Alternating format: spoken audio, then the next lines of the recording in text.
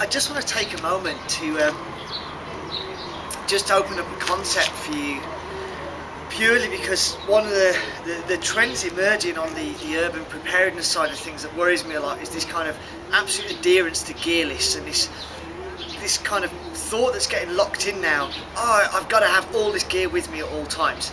Now, let me be honest, if you do, that's great. You know, if you've got those fantastic items with you, your journey and your problems are going to be far smoother and far less grand than if you had less resources. But like the wilderness survival side of things, we've got to be able to surmount that mindset and really get it down to the brass tacks of having limited or no resources.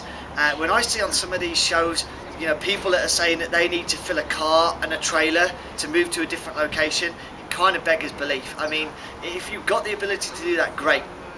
But I would not ever rely on that fact, and that's a big part of this exercise for me. You know, I deliberately came, quite simply, poorly equipped to develop that confidence, or to reinforce in my case that confidence that you can make this work. Yeah, it's great to have the gadgets, it's great to have the gizmos, but you've got to be able to function without them. And it worries me greatly when I see people just adhering and being insistent they're going to have this stuff with them.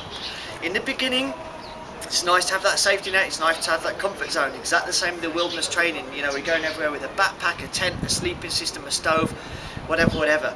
And gradually we pare that down until we're really able to go comfortably out in the woods with limited stuff.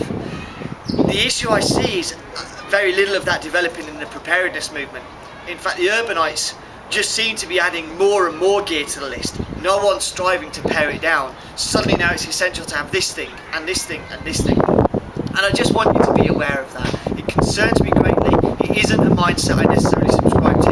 If I've got a lot of stuff, great. If I haven't, I'm not going to stress about it. I'm going to use my initiative and my wits and my common sense, and that's worth far more to me than a backpack full of gear. I don't want to rant on this, but I really do want to labour that point. Falling in love with gear lists and obsessing on the equipment that you carry detracts from the ability to open your eyes and see the resources in the environment around you.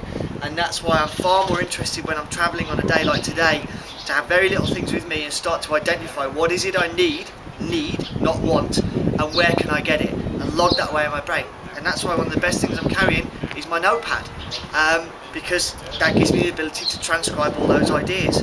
It doesn't mean, oh, I've got my credit card, I'll go to the nearest outdoor store and buy everything that I require. That would completely undermine the purpose of this little adventure. So just something I want you to have in mind. Please have that in mind, that don't fall in love with resource acquisition, or rather, don't fall in love with resource burdening, as I would call it. I've got to have all this stuff with me. Go far more for resource acquisition, discovering how you can find what you want when you need it. Okay?